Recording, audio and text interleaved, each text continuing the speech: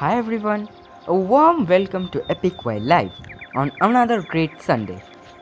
Let's start today's video. Beautiful birds and about them. Number 1. Scaly-breasted Munia. Scientific name of scaly-breasted Munia is Leucura punctulata. It is also known as spotted Munia. They are attractive small songbird of grassland, garden, field and agricultural areas. They are native to India and Southeast Asia. What do they eat?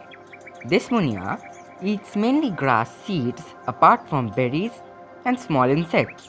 They forage in flocks and communicate with soft calls and whistles. The nest opening is located to face downwind of the most frequent wind direction.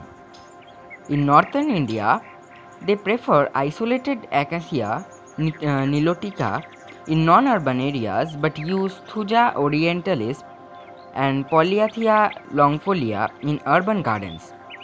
Scaly-breasted Munia clutches usually 4 to 6 eggs but can contain up to 10. Number 2. White-rumped Munia.